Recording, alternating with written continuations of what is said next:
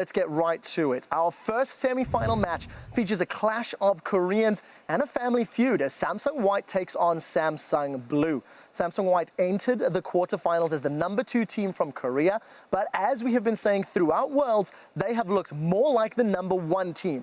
They faced the #1 North American LCS squad, TSM, in a best-of-5 that most people expected White to dominate. And after the two quick victories from games 1 and 2, it kind of looked like that thriller that most people were expecting.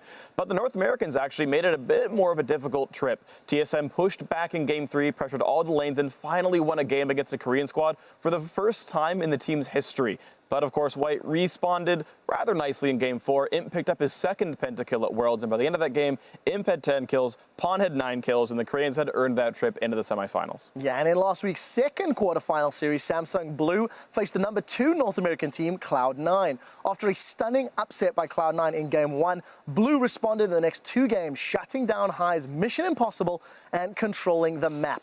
By the end of game 3, they looked like they had fully recovered from C9's initial victory and were ready to head into the semifinals. But in game 4, Cloud9 proved they wouldn't go down without a fight, which led to one of the most exciting moments of the quarterfinals.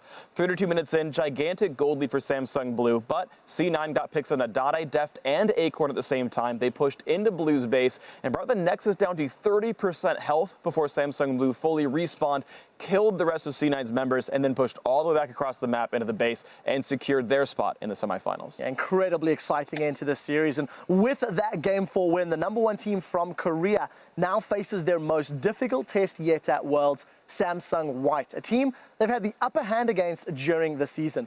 Monty, which matchup are you looking at in this series, and what's going to be the key focus? I think you have to talk about the AD carries in this series. Of course, both Imp and Deft have put out standout performances, and really, they're kind of each of them is kind of the quintessence of their team's style. We have Deft, who's put out games with over 50% of his team's damage to champions. We've had Imp with his big flashy pentakills, his big playmaking ability on champions like Twitch. And so we have that very strong lane presence with Imp, and we have that very strong team fight presence with Deft. So a little bit of a kind of opposite ends of the spectrum.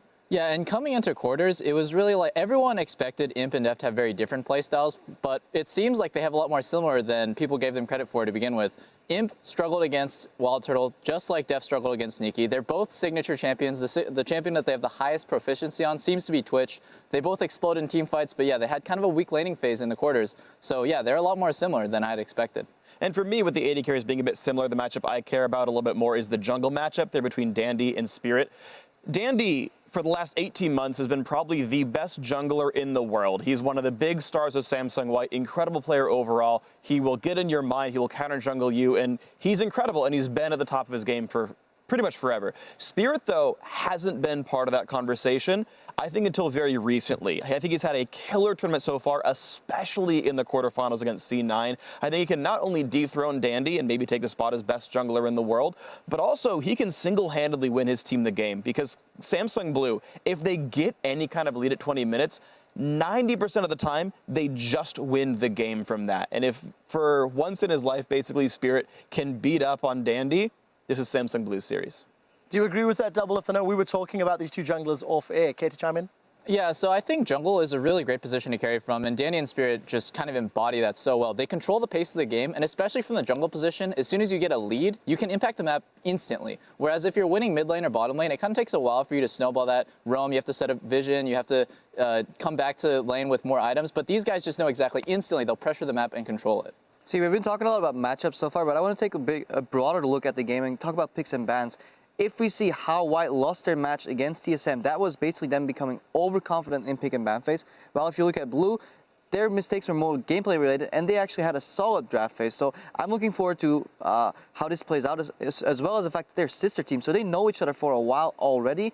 And have they adapted? Have they practiced against each other recently? How is this going to play out? Well, and if we talk about that, I think we have to look at the historical pick and ban as well coming in here. Because if you look at the last semifinal, yeah, Twitch was a big contested pick there as well. Blue was either first picking it on Blue's side or just banning it out. But White was having to ban out some of Dade signature champions, that Zed, that Yasuo, had to be banned out every single game. That gave White very limited flexibility in terms of their strategies. Now Pawn is much more comfortable on both of those champions. And if we look at pick and ban this tournament, Blue has been just banning pretty much every single game, Alistar and Zillion every time. So I think that the shift that we're seeing from the last time these two teams met in a best of 5 till now is that we are going to have a much better drafting phase for White compared to Blue. That combined with their early game dominance, I think is going to give them a leg up, even if they're a little bit behind in terms of late game strategy. And I expect White to start focusing on Spirit because he has had a really good tournament, but he's not the same quality of Rengar player that Dandy is. You take away the Lee Sin and the Kazakhs, I think that White will have a good time. Well, we'll have to find out how that does pan out. Before that, though, let's